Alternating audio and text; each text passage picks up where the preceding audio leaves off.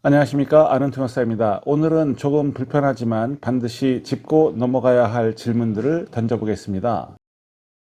왜 반미를 외치는 좌파 정치인들과 좌파 조직의 자녀들은 정작 미국으로 유학을 가는가? 이 문제는 개인의 선택 문제가 아니라 좌파 정치 구조가 가진 근본적인 아이러니를 보여주는 사례입니다. 오늘은 이 문제를 미국의 스쿼드와 한국의 민주노총을 비교하면서 살펴보겠습니다. 미국 스쿼드란 무엇인가? 먼저 미국 이야기부터 해보겠습니다. 스쿼드, 더 스쿼드라고 하죠. 미국 민주당 내부의 급진 좌파 그룹입니다. 대표 인물로는 알렉산드리아 오카시오 코르테스, 일한 오마르, 라시다 트라이브 등이 있습니다. 이들의 공통된 메시지는 다음과 같습니다. 미국은 제국주의 국가다.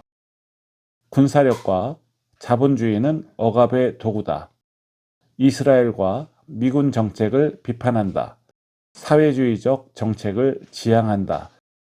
한마디로 말하면 미국 체제 자체를 비판하는 정치 그룹입니다. 한국민주노총의 이념구조, 한국으로 오면 비슷한 구조가 있습니다. 바로 민주노총입니다. 민주노총의 핵심 메시지는 다음과 같습니다.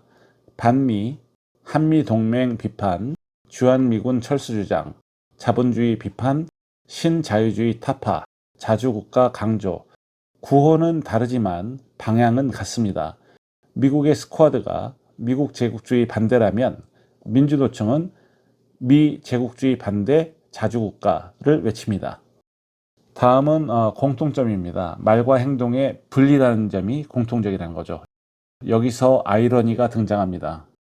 이들의 말은 이렇습니다. 미국 체제는 문제다. 자본주의는 착취 구조다. 서구 질서는 불공정하다.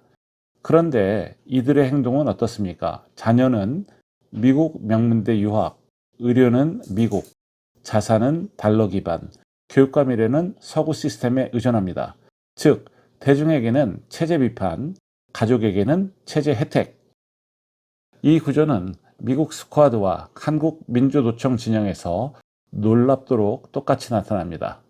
왜 이런 모순이 생기는가?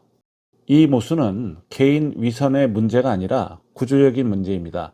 첫째, 이념은 정치 도구입니다.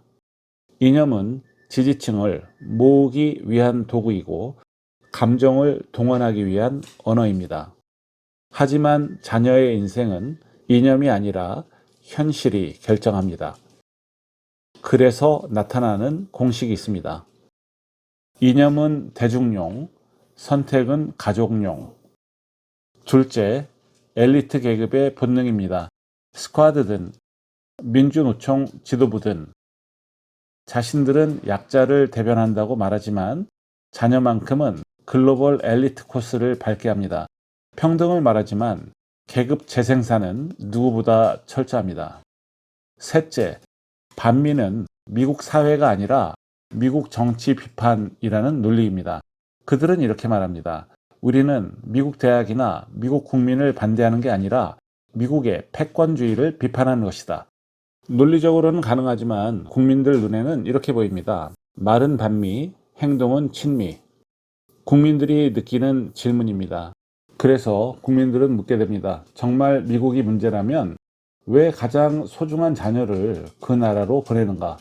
정말 자본주의가 나쁘다면 왜 그 혜택을 가장 먼저 누리는가? 이 질문은 유학의 문제가 아니라 정치의 진정성 문제입니다. 그리고 신뢰의 문제입니다.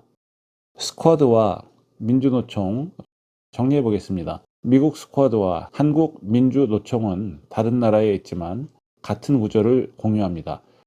체제를 비판한다. 체제를 이용한다.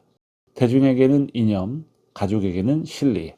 이것이 바로 좌파 정치 엘리트 구조의 아이러니입니다.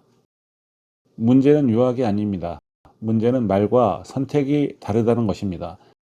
정치는 말로 하는 것이 아니라 삶으로 증명해야 합니다.